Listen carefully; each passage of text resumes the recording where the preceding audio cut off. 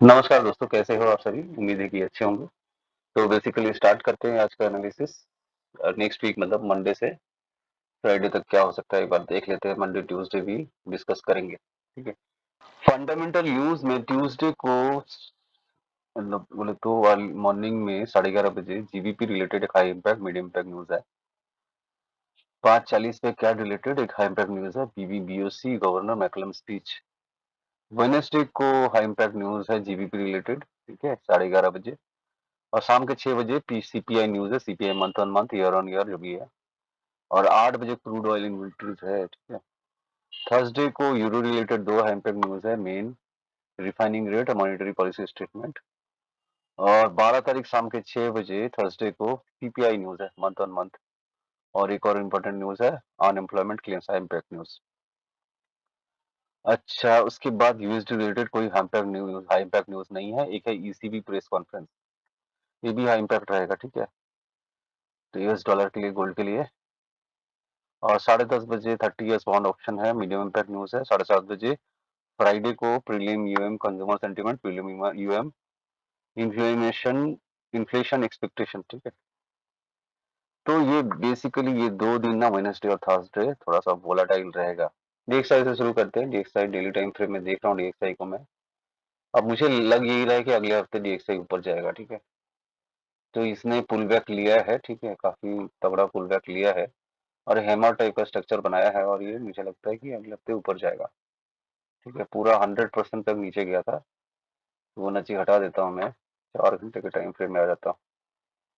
तो इसने मोटा मोटा सपोर्ट लिया है वापस 100.6 का, ठीक है।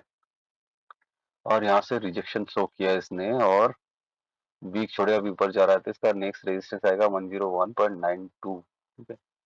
उसको भी तोड़ता है तो 102 आएगा। इस प्रीवियस स्ट्रक्चर ब्रेक किया था तो ये आएगा 102.27। उसके बाद भी ऊपर जाता है तो 103.54 लेवल पे जा सकता है। अच्छा, अगले हफ्ते नीचे गया तो 99.6 वाला लेवल आ सकता है डीएक्सवाई। अभी 10 इयर्स बॉन्ड में भी एक बार नजर मार लेते हैं। 10 इयर्स बॉन्ड, इसको पहले डेली टाइम फ्रेम में देखते हैं। ये नीचे आने का कोशिश कर रहा था, ठीक है। ये 1 2 3 4 5 नंबर, ठीक है। मुझे यही लग रहा है कि अगले हफ्ते 10 इयर्स बॉन्ड ऊपर जाएगा। सपोर्ट लिया है वापस 3.67 का। इसका पहला रेजिस्टेंस आएगा 3.93, उसके बाद ये वाला रेजिस्टेंस आएगा 4.02, ठीक है। 4.02 के बाद एक और लेवल आ सकता है, वो है 4.28। इतना तो नहीं होना चाहिए, फिर भी मैंने बता दिया। और नीचे गया तो 3.57 लेवल पे जा सकता है मार्केट। गोल्ड पे आ जाते हैं। गोल्ड को एक चीज देखना जरूरी है, 70 लेवल में, 71-70 लेवल गोल्ड के लिए इंपॉर्टेंट है, ठीक है। जब तक इस लेवल के ऊपर है तब तक तो ये बुलिश है। कुछ इस तरह देखते हैं डेली टाइम फ्रेम में जो स्ट्रक्चर है। इसको जब तक तोड़ेगा नहीं ना गोल्ड, 71 लेवल को जब तक तोड़ेगा नहीं तब तक बेरिश नहीं होगा। और बेरिश हो भी जाएगा तो बहुत ज्यादा से ज्यादा 245 लेवल पे, 2450 लेवल पे आ सकता है मार्केट, ठीक है। अभी नवंबर से पहले गोल्ड, यूएस इलेक्शन से पहले गोल्ड नहीं गिरने वाला है। ये ट्रेंड लाइन इंपॉर्टेंट है। ऊपर से कॉन्फ्लुएंस है आपका 200 एमए का, ठीक है। प्लस ये सपोर्ट है 50 से लेके 57 से लेके 50 लेवल तक, ठीक है। और उसके बाद भी नीचे आता है तो 2432 लेवल तक आ सकता है मैक्सिमम। इससे ज्यादा मैं मुझे लग नहीं रहा है कि नीचे जाएगा गोल्ड। अच्छा, साइडवेज है ये 2930 से नीचे आ रहा है 71 तक, फिर 2930 तक जा रहा है, फिर नीचे आ रहा है 71 तक, फिर 2930 तक जा रहा है और फिर नीचे आ रहा है। इस लेवल पे आता है तो बाइंग अगर अपॉर्चुनिटी मिलता है तो बाई कर सकते हैं करीबन 2930 लेवल तक। 2930 को तोड़ेगा तो फर्दर बाई होगा 2550 एरिया के लिए, ठीक है। बड़ा बड़ा तो मोटा मोटा तो यही है। इसको हटा देते हैं। ये रेजिस्टेंस एरिया था, इसको भी ये सपोर्ट रेजिस्टेंस हुआ था, लेकिन अभी फिलहाल इसके ऊपर ही मार्केट ट्रेड कर रहा है। इसको भी हटा देते हैं, ठीक है। ये अभी सपोर्ट की तरह काम कर रहा है, मतलब ये अपने इस लेवल के ऊपर ही है। जो स्ट्रक्चर है डब्ल्यू पैटर्न बनाया है इसके ऊपर ही है। मार्केट ने मान के चलिए इस एरिया का सपोर्ट लिया, अभी ऊपर जाना चाहता है, ऐसा कुछ। नीचे आया तो 71 लेवल से बाई कर सकते हैं और 71 लेवल से 29 तक, अप टू 29 तक बाई कर सकते हैं। जब तक इस रेंज को ब्रेकआउट नहीं करता मार्केट, जब तक इसी एरिया में बाइंग सेलिंग चलता रहेगा। ठीक है। सिल्वर 27.9 पे है, मार्केट 1 2 3 4 5 नंबर वेव, ठीक है, बहुत ज़्यादा से ज़्यादा 2738 लेवल पे आ सकता है। वैसे ये भी एक छोटा सा सपोर्ट जोन है, पहले यहाँ से बाउंस बैक लिया मार्केट ने, ठीक है। ये एरिया भी 27.72 एरिया भी इंपॉर्टेंट है, अगर यहाँ से बाउंस बैक लेकर ऊपर जाता है तो फिर 29 लेवल पे जाएगा, अगर नीचे आता है 27.38, इससे ज़्यादा मैं देख नहीं रहा हूँ सिल्वर को नीचे। NAS 100 एज एक्सपेक्टेड नीचे आ रहा है, वही नीचे ही आएगा, ठीक है।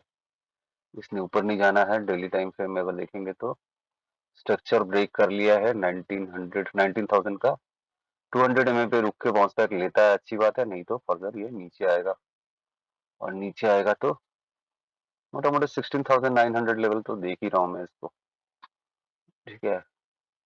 अब हो सकता है कि इसके लिए इलेक्शन की वजह से थोड़ा टाइम ये नवंबर तक ऊपर होवर करता रहे, लेकिन मुझे तो यही लग रहा है कि ये धीरे धीरे नीचे आएगा, एक बाउंस बैक हो सकता है, ले ले वापस फिर नीचे, ठीक है। ये पहला, दूसरा, इस तरह देखते हैं, ये पहला, ठीक है, ये दूसरा बनाया, ये तीसरा बनाएगा नीचे के लिए, इस वेव में सारा कुछ तोड़ देगा ये नीचे की तरफ, ठीक है। हो सकता है इस एरिया में स्ट्रगल करे थोड़े टाइम तक।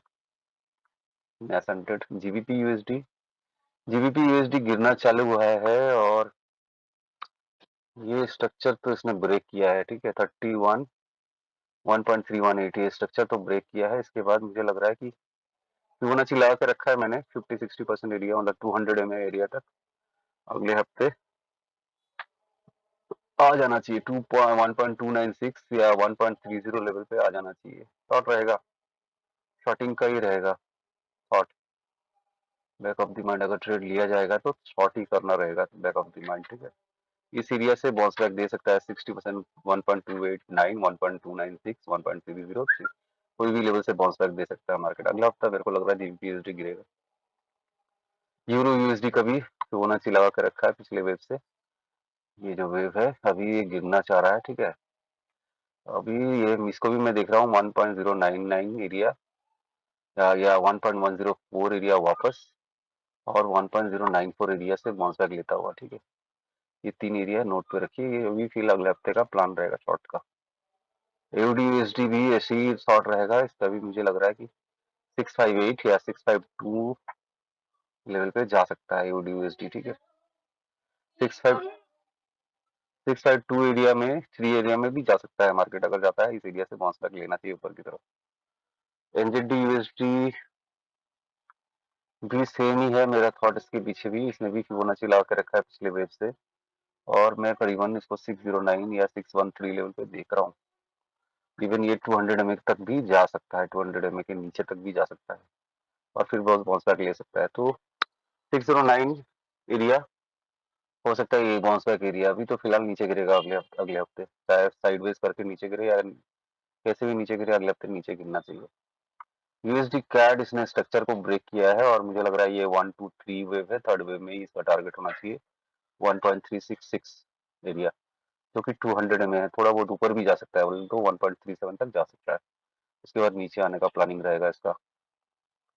अच्छा, प्रीवियस जो इसने डाउन मतलब लो बनाया था 1.141 का यूएसडी जेपीवाई ने, अभी इस एरिया में मुझे यही लग रहा है कि इस एरिया से बाउंस बैक होना चाहिए, आरएसआई बॉटम आउट हुआ है, तो मुझे ये लग रहा है कि इस एरिया से बाउंस बैक होना चाहिए, और अगर देखी जाए तो 50-60% ऊपर की तरफ जाना चाहिए, मोटा मोटा 151 लेवल तक हो सकता है कि मार्केट चला जाए, 149 151 तक। अगर इसके स्ट्रक्चर को ब्रेक करता है तो शॉर्ट रहेगा, शॉर्ट करना ही टारगेट रहेगा। स्ट्रक्चर को ब्रेक करता है तो फिर अगला डेली टाइम फ्रेम में चले जाते हैं, अगला लेवल इसका होगा 137, 140.43 और 137.22 एरिया में जा सकता है मार्केट, ठीक है। अभी इस स्ट्रक्चर को अगर ब्रेक करता है तो शॉर्ट, स्ट्रक्चर को ब्रेक नहीं करता है, बाउंस बैक लेता है तो लॉन्ग, ठीक है। ये स्ट्रक्चर को अगर नहीं तोड़ता है तो लॉन्ग, स्ट्रक्चर को अगर तोड़ देता है तो 140.43 और 137 के लिए शॉर्ट।